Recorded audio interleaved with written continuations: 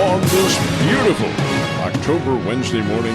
Good morning to you all, and welcome to the Sports Reporters. And we welcome you back to the Sports Reporters on this October morning, beautiful day. On the cool side, but it is October. It's to be expected. What is to be totally unexpected was a great visit from, my eternal sweetheart for so many years. Aunt Martha, you've been so nice to come in here today to visit with us. Well, darling, to be honest with you, I'm not real sure where I am or why I'm here. But it reminds me of a time when I went to the Piggly Mart and ordered a pound of prime rib, and when I got home and opened it up, it was hog head cheese. And all I got to tell you, I thank God every day that the prime rib is back. I love it. Now, Aunt Martha's my eternal sweetheart. Coach Rowe, she is your eternal sweetheart. Well, she was the original first member, the initial member of the Plywood Bears. Yes, that and the Double Chin Support Group in the Plywood Bears.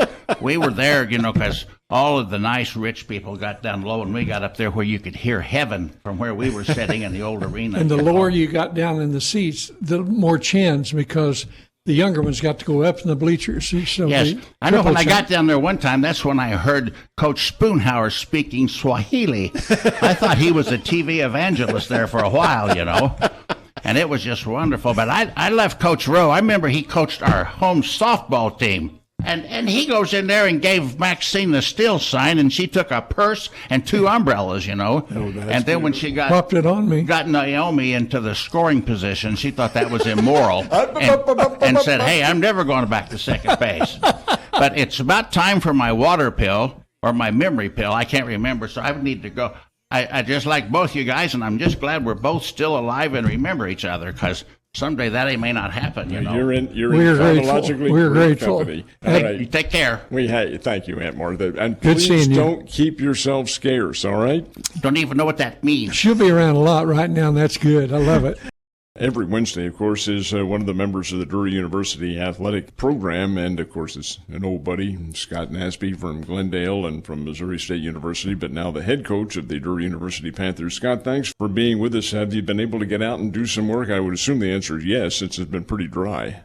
Yeah, we have. And Ned and Coach, it's a pleasure to hear you guys back on the radio and sports in the area. Love to hear you guys' stories. So it's been a pleasure to listen to you guys. But thanks, we've been able to get out quite a bit and limited in terms of what we can actually do, trying to keep people apart. But man, it's a lot better than April, and we're all sitting indoors. That's for sure. Have you been, and I assume the answer is yes, been totally shut down as far as any kind of controlled scrimmages or maybe other teams? Have you been able to do any of that?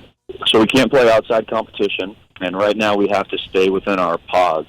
So stay within a certain number of groups, players. We've been able to do some live at-bats and do things along those lines, but we can't have the entire team at practice, scrimmaging, changing guys on teams here or there, just in case we had some cases and certain people need to be quarantined. The last thing we want is all 50 of our guys that have to be cooped up for 14 days. And so we'll have, 10 guys out there at a time, rotating from stations to stations. But we've gotten a lot of good reps in, and we have till Halloween will be our last outdoor day if weather continues like this. In terms of your schedule for 2021, are you still on target for keeping the entire length of that schedule in place? So they cut us 20%. They cut baseball 20%, and most of the other DT sports somewhere around there. So we lost 10 games. And when they did that, the conference coaches got together, kind of seen the writing on the wall, and decided let's increase the number of our conference games in case that's all we're allowed to play. So we added 8 games to that schedule. So we have 36 conference games, 4 non-conference games. We'll play Maryville for 2, Missouri Southern, their place for 1, and then another game to be announced hopefully sometime soon for that 40-game schedule. So it's mainly conference, and we'll play some JV games in February to allow us to get prepared. And that's been the great thing about having a JV is technically I won't miss any games because I'll be able to add 10 in February. I'm hardly alone in this, but just from a personal standpoint, really did miss Battle for Bill. Ditto. I know you guys did too. Yeah, I think getting the community together and making sure the legacy lives on, and the funds are there. I know fundraising for everyone is tough right now, and giving is tough, and the ALS Foundation for sure needs our funds. So hopefully we can get on board with something with us and Coach Gutton in Missouri State here soon, and if not, in the fall to keep that going. That would be it. It's a great. I know from speaking for the Cox folks, it's a great help to the ALS Foundation. It's a win-win in every way in the world, particularly to honor Howard. But we too feel the same way, Scott, about just having to miss this year. No, you couldn't prevent it. That's the rule. That's the way it's got to be. But everybody's got the same idea about rejoining. As soon as we can do that, we're going to continue to do that. And I think it's great. Scott, let's talk. You mentioned in a comment a split second ago that fundraising is difficult. There is a big fundraiser coming up this weekend, however. So we normally have our auction where we have you over and promote some items, and we'll have Kirk up on stage and have 1,500 people, jam-packed into the arena floor, and that's obviously not going to work this year. So it's a huge fundraiser. We're raising six figures for athletic programs. Baseball alone, we aim to raise about $35,000 in one night. So it would have been a big hit if we had to cancel it. So there's an app called Handbid. So if you're listening and want to check out some of these items, you can download the app on an iPad, or you can go to the website. But it's a Handbid app, and you search the jewelry auction. The links are on our website too. But we will have a virtual auction, a silent auction. That's all online. So some of the cool things about that is if you want to bid on an item, let's say a round of golf down at Ledgestone, that you'd like to bid on and donate some money to the program. When someone outbids you, they'll send you an alert, say, hey, they bid 100. Do you want to bid 120? And the silent auction will go on for a week, and then we'll wrap that up with a broadcast highlighting our premier items on a week from Saturday on the 24th, wrapping up the auction, as well as pulling our cash bash winners that we don't make. How's the wrap-up program going to work? What will happen? It's going to be with Ed. I believe Kirk is going to join us. Corey, our athletic director, will join us, as well as some coaches. We'll have some videos promoting, women's and men's basketball on there, talking about what their seasons look like and highlighting some of the items we have. A week-long stay down at the U.S. Virgin Islands, and give more details on that. So people who might be interested in bumping a couple items here and there. We won't talk about every item because we'll have about 500, 600 items in this online auction. But, the top 15 to 20 items we'll highlight. We have a tour of the whiskey distributors out in Tennessee, and you get a driver, Ned, so you don't have to drive from place to place. Thank you. I'll be there. Looking for a week, Scott. Makers and Four Roses, and one of the distributors, I believe, Dillers. So there's a ton of items, and if you go to our website, you can find that link. This is interesting, too, because it isn't just, unlike the live auction, this is over the course of a week, so this will continue. Yeah. And I love that. I think that's a great idea, I think. Gives people a lot more time to, hey, I kind of think so, and then you watch the bid bump up a little bit. The night it occurs, I know we've faced the same thing. You think if people had just a little bit more time, it would be better. I think you're going to come out smelling like a rose on that, Scott, I really do. Or a Four Rose. Yeah. I didn't even know they made Four Roses anymore. The big thing is, it used to be a get-together, talking with boosters, enjoying the camaraderie and enjoying products from Will Fisher and Mothers and all the food vendors and Rib Crib and all those guys that come out. So we have a handful of other things in works. We have a thing called Party Packs in place that the local distributors have given us, and that money goes directly to the program. But you'll have a coach deliver this to you. It'd be a case of beer, 8 Coke products, a bag of St. George's donuts, some fan gear, maybe even a Drury mask or Drury basketball shirt, and a voucher for a beer at Mother's Brewing Company. They're $30 or $40 you can buy online, and the coach will drive that to your house before the auction. So if you want to sit down and enjoy the auction, as many people do that night, we'll set up a delivery for you guys as long as you live within 20 miles. Scott Nasby is the head baseball coach at Drury University. And this is, and I apologize for this, a little unfair, but are you acquainted at all with the basketball schedule and how that might work this year?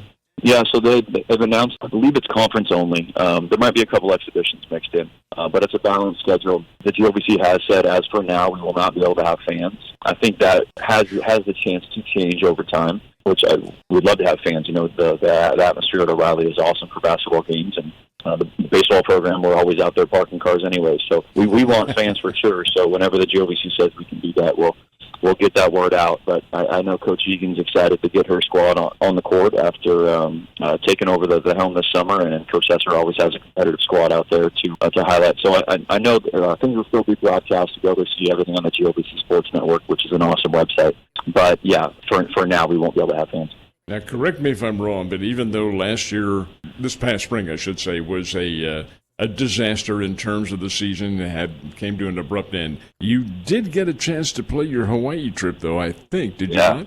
How about that? Yeah. So we went February 21st, February 19th through the 25th, and I had a dad send me a text about on the 16th. He said, "Are you guys still going to be able to go with the coronavirus starting?" And I said, "You're out of your mind. Like, come on." Like, and little do you know, a month later we were shut down and out of school and not playing. But we got 20 games in last year. We were 13-7. Well, one of the great things about what did happen, if there is some silver lining to it, we ended up having 7 players come back from last year who were out of eligibility last year. And 5 of those guys are in their master's program. One will complete his master's this year to continue their education, as well as get back a full season of games. So those guys benefit from a 5th year. And so, yeah, that's maybe the only silver lining I've seen in 2020. But to get guys like Clay Engel back, who's one of our best players, and give him a chance to have another senior year is going to be great. I believe, may be wrong, but I think that's Eric Engel's grandson, I think, who plays for the team. Did he not play for Ozark? Yes, he did. Yeah, That's who that is. Scott, in terms, and again, this is sheer speculation, but did you have a schedule planned for this year before the pandemic ever hit? And was the team going to go anywhere special? No, we were out of money, that's for sure, after spending all that money. That makes a difference. I think we were going to Christian Brothers, which is a fun trip to Memphis, but we had to cancel that one. So we only leave the state actually twice. We go to McKendree, which is barely leaving the state in Lebanon, and then we leave and we go to there's one other one, maybe Quincy, but that's it.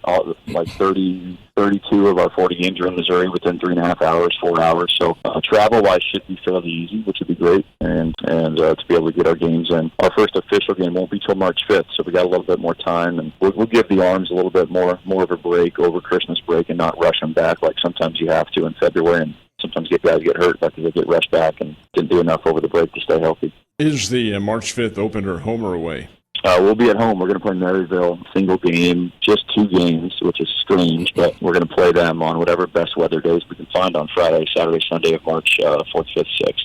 Hey, Scott, a question about the other schools in your league. Do you have any way to know of the players that were due to exhaust their eligibility last year that have the extra year if they chose? Are most of those schools having those guys return, or is it just a fourth of them or half of them, or what? I think so. For us, we had 14 last year, and so 8 of those guys returned. Talking to most of the coaches, if you had a senior who was graduating who had a job, they took that job, no matter whether they played or not, because there weren't many jobs floating around out there come May and June, and there still aren't. So, but if it was someone who played, had an impact on your program, who didn't quite have a job yet, most of those guys were coming back. If they didn't have much of a role in the team in terms of playing, most of those guys graduated and moved on and entered the workforce. There's the key right there, and there's always that silver lining for every circumstance that does occur. Hey, Scott, I know you have other things to do. Thank you very much for taking time to visit with us. We'll do this again before the season gets underway. Is that all right? Yeah, for sure. So if anyone wants to join us for the auction, go to our website, download that handbid app, check out some of those items we'd love for it, and when we can get fans back in the stands, we'll love to see you in that Panther jersey you win in the auction. Well done. Scott Thanks, Nasby, Scott. Head baseball coach, Drury. Thanks, Scott. Thank you. But what we do need is a full basketball season more than anything else. And to that end, I know that our guest on the line is hoping for that full basketball season because her team is number 1. Bill, will you do the honors? Coach Mox is a real welcome addition to the campus of Missouri State University. She followed a good coach in. A lot of times it's difficult to be able to maintain the level that they've been at. She didn't just do that. She bumps it up another level, and then as fate would have it last year, the thing gets canceled at the very end. So it's really going to be a fun year to look forward to. I'm like everybody else. Coach, we already had planned. We were going to Fort Myers for the tournament, but yet didn't know it was going to be held. Officially, I found out yesterday that it is, but I'm a little shaky now about doing it with everything going on. And it's a delight to have Coach Mox as the head coach of the Lady Bears on with us today. Welcome, Coach. Thank you so much for having me. It's great to hear your voice. Thank you. Coach, this is going to be a very interesting season because you go in as, of course, there's no such thing as a unanimous choice in the Valley because you can't vote for yourself, but it's next to unanimous choice as number one. How does that resonate with you and the Lady Bears themselves? What's the overall reaction? Well, I mean, it was a good reaction for sure. I mean, it's always nice to be respected by your peers and, be voted to finish first. But again, it's a preseason poll. It's not the end of the year poll. But we like to, stay present, especially with what's going on currently in the country. So we do celebrate small victories along the way, and that was a small victory, especially because of last year we felt like we didn't get the respect we needed, and we had nobody on any all-conference team in preseason. So to have two of our players on there, and Bryce and Jasmine, we're getting a little bit of respect. But now it's just kind of a different mindset. Last year we were out there to prove something. We wanted to prove that the Sweet 16 run was not a fluke. We wanted to prove that we were a great team. I was a new coach and prove that we could, get this group going. So we kind of played with a chip on our shoulder and wanted to get ranked, and we had so many goals just to earn that respect. This year, we're already preseason top 25. We obviously just got picked first, so it's a different mindset. We have to walk with that confidence, and not cockiness, but confidence that we belong, and, kind of practice how we play and just continue to compete at a high level. Yeah, playing with the confidence, that is the key. That's a very good assessment too, Coach Mox. Appreciate very much your saying that. You don't ever want to be too cocky. When you were faced with the situation last year, you're about to, you already are the conference champs, and you're going to the NCAA tournament, and then the whole rug is pulled out from under everybody. Think back to that. What was your personal reaction to that? Well, I was, momentarily, I guess, devastated. But then, my initial reaction was to make sure the players were okay. I guess since last summer, we were preparing ourselves for March, and I talked about that a lot. I was talking about positioning ourselves to make another run in the NCAA tournament. So obviously, win our conference tournament. We were playing for March, and everything we did was to prepare for that. And then when we got to March, it was like, your season's over, just abruptly. And so that was really hard for a lot of our players to wrap their mind around. And, I just literally watched their hearts break right in front of me. They put so much into the season. They bought in. They trusted the process. So it was difficult. And I didn't, I put my feelings aside probably all the way in maybe about 3 weeks to a month into the pandemic. It didn't really sit in with me because I was just so concerned about them. I mean, that's kind of the mother in me, but also, the mentor in me and the coach in me. So I just wanted to make sure that they were okay. And then when it hit me, it was devastating. I was looking forward to playing in my first NCAA tournament as a head coach. I was looking forward to watching these, young people reach their goals and dreams, and just seeing the smiles on their face and just all the great memories you create along the way, especially when you go dancing in March. So it was unfortunate, but now we just have some unfinished business. And that unfinished business involves playing against the real big-timers, and I know the Lady Bears would acquit themselves well. Has there been, and you may or may not be allowed to answer this question because of the HIPAA rules, but has there been any COVID outbreak at all on the Lady Bears team?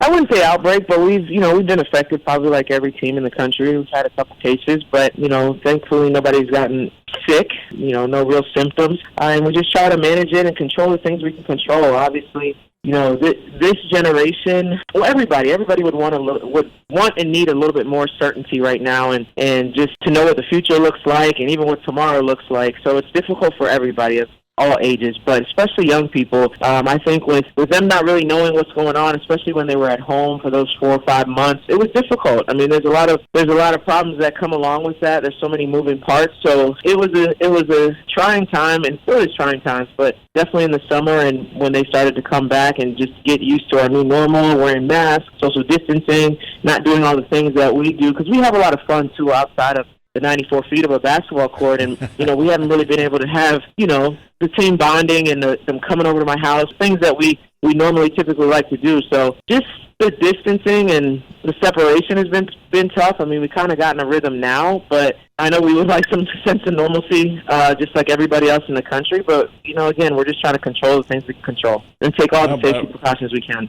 How about with your personal family? Because you have a youngster. Everything been all right? Yeah, everything's been okay. I mean, he's not going to daycare. He's 2, so he's running around, driving me crazy. But that's part of it.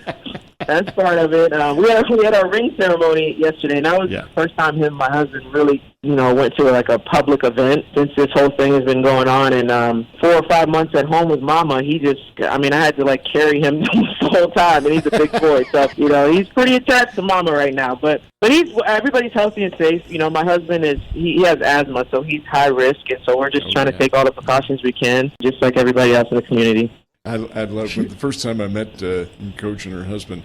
His name is Billy Hamilton. Slide Billy Hamilton. Yep. Come on, he's up there with the Royals. This is pretty dope. That's right. That's right. You got a real fast lesson in child care several months in a row, because I'll tell you that she's been very attentive to this health issue, protecting her players, her family. Because I know I've seen you one time, I believe, Coach. I'm not certainly in the building with you, but we kept up with what's going on. But you all have done a great job. I really appreciate the university's approach on how they did it. Then they had a place for people to go when you're quarantined, protect you away from the rest of the people, no matter if you were on campus, off campus, in a dorm, sorority house, whatever, fraternity house.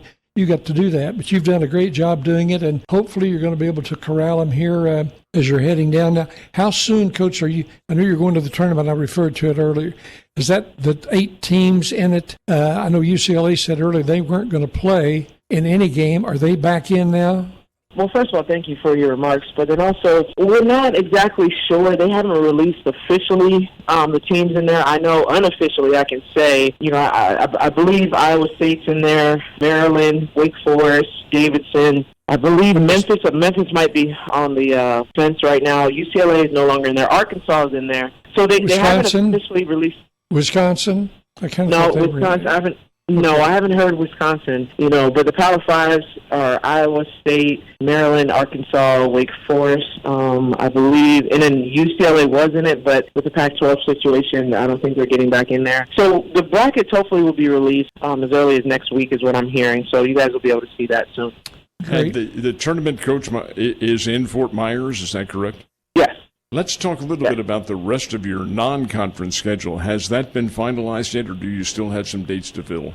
It is pretty much finalized. We're just waiting on contracts back, so we can't release the teams until we have contracts back. But we have the Florida tournament, the November 27th through the 29th. We have a home game on December 2nd, December 6th, and then we go to Mizzou. That's already contracted in on December 13th. We're at Mizzou. And then we have a home game December 19th, and we might have one possibly on the December 22nd, and then that's about it. So some of our games are, really put kind of crunched together because you have to go around finals week, obviously, and just with the start date change, we had a lot of our home games in early November, like we had top 20 team Indiana, Hoosiers coming to us. We were going to Oklahoma State. We had a bunch of things in early November that now obviously have to move to next year or just be canceled. So it's been kind of a bear getting the schedule together after this pandemic. Well, with each passing day, this is the optimist in me.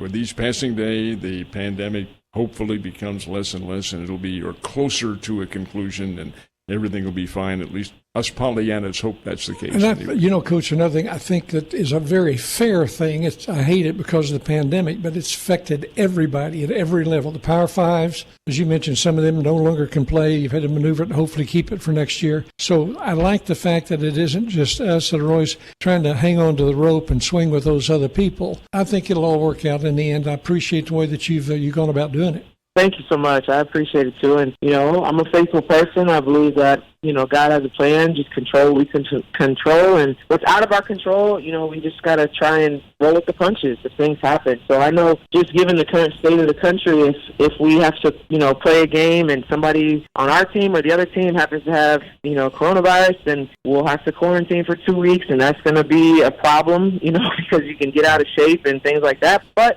we got to make the best of what we can make the best of. So I just think that it's going to be a very uncertain year for everyone. It's not like it's just Missouri State Lady Bears. I mean, it's everyone in men's and women's basketball across the board. And you just have to stay positive and stay in shape the best that you can and get your team prepared the best that you can and go out there and compete. Speaking of the team being prepared, am I correct? Is this the first day of practice? Yeah, this is the first official day of practice. Now, we've been we've been practicing. We've been doing a lot of smaller groups, too. So initially I was doing 2 different practices. So I would have, one practice plan, but I would have half the team in one and half the team in the other just in case, we had to do contact tracing and things like that. So that's hard on the coaches, but, it was probably the best way to go about things. But now we've put the whole group together here for about a couple weeks now, trying to get prepared for the season. So today is, first official day of practice deemed by the NCAA, but we've already been out there, and I actually like where we're at, especially not, missing summer. I like where we're at. I think we're out of pretty good shape pretty quickly. I love our maturity. I think, now our players understand me. They understand the system.